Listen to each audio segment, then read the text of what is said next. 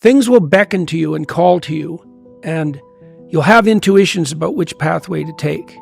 And you will, in all likelihood, follow those, because what else do you have? You have these orienting instincts. This is another reason why you don't lie. Because if you lie and you practice lying, you pathologize your instincts. And then your intuitions lead you wrong.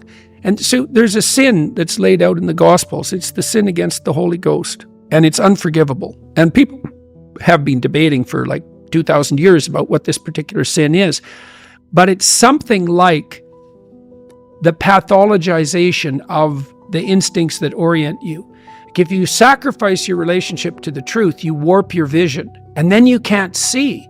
And then one day it'll be dark and there'll be sharp things in the fog in front of you, and you'll wander right into them because you've pathologized your own vision. You don't want to lie because you program yourself falsely, and then you automatically see what isn't there. And then, of course, the world will slap you in the face continually, and you'll think, oh my God, the world's such a pathological place. When the truth of the matter is that, no, you just keep running into things that you refuse to see. And then you think, well, the world's made of nothing but obstacles. It's like, well, you put the obstacles in your own path, and you did that by developing these complex, self-serving delusions, a story that you tell other people about who you are that isn't true. You're trying to lay out a map that bears no relationship to reality, and you keep wondering why you wander off the path and into a pit. It's like, well, how could it be otherwise? People have commented to me many times about my bravery, and I don't like that. It's not right.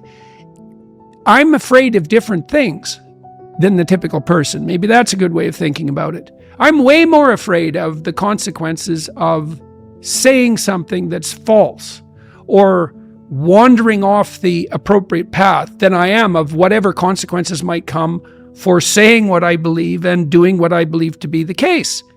I'm way more afraid of that.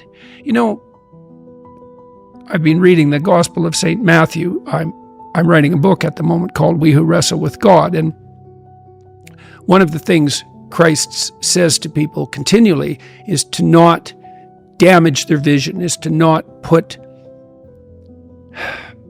that's the best way of putting it. Don't occlude your eye. You can see what's in front of you if you're willing to see it. And if you're willing to see it, many of the terrible obstacles in life, you can just walk around.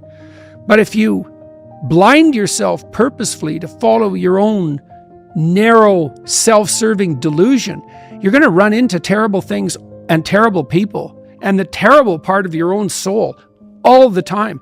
That's what you should be afraid of.